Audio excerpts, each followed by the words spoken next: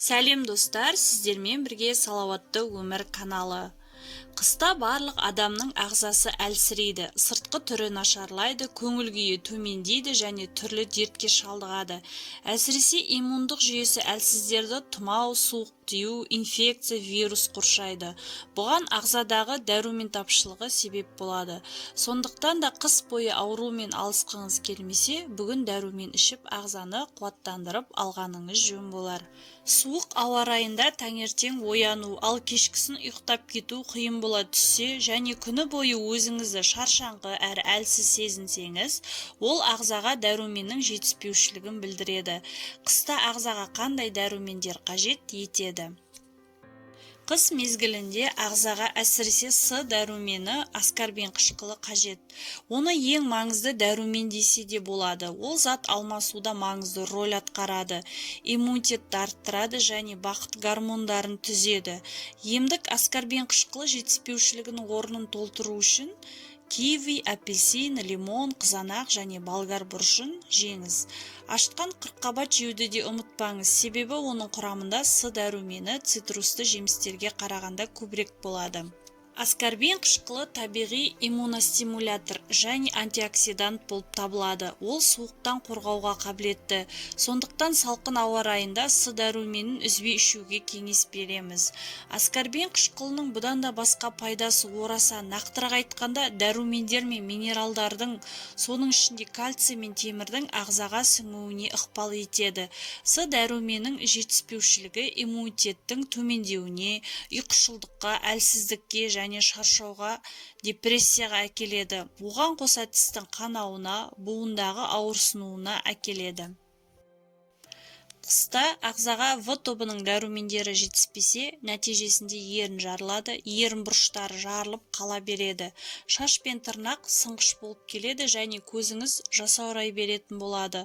Сонымен қатар адам ашушаң болып, себепсіз жақындарына айқайлай береді және ұйқысыздықтан қиналатын боласыз. Сондықтан тамақтану үлесіңізге қарақұмық, күріш, бұршақ, жұмыртқа, сүт қышқылды өнімдер, бауыр, бүйрек, жаңғақ және қызылшаны қосқаныңыз жөн болады. В тобындағы дәрумендерге бірнеше дәрумендер кіреді. Әрқайсысы ағзаға әртүрлі әсер береді. В1 дәрумені тиамин көмірсудың алмасуын қалпына келтіреді және физикалық белсенділікті қолдайды, тиімділікті арттырады. В6 дәрумені перидоксин жүйке белсенділігін қалпына келтіреді, эмоцияны тұрақтандырады, маусымдық депрессияны болдырмайды.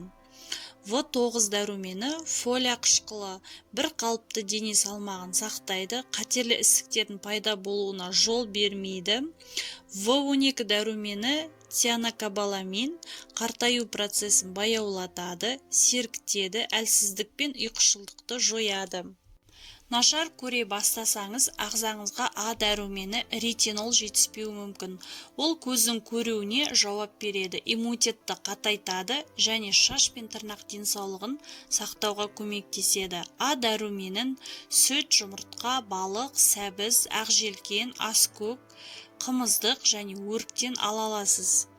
А дәрумені иммундық жүйені нығайтады, көздің көру қабілетін жақсартады, қан айналымын реттейді, қабыну процестерін тоқтатады, бауырды қорғайды, жараларды тез жазады, ұйқыны жақсартады, гормондарды қалыпқа келтіреді, шаршауды басады, қартаюдың алдын алады және де теріні жасартып жылтыратады. Е дәрумені токоферол ең мықты табиғи антиоксидант.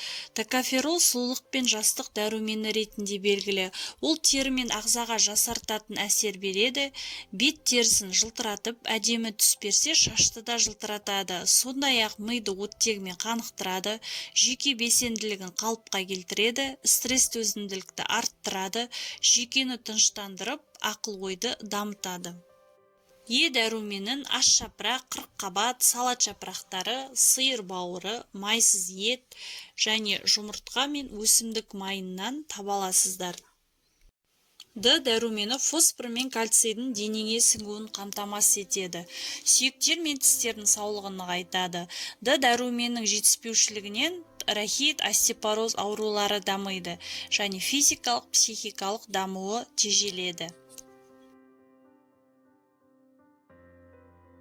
Д дәруменін күн сәулесінен басқа жұмыртқаның сарысы, балықтың майы, уылдырық пен кілегей майы, ірімшік және басқа да сүтті өнімдерден алуға болады.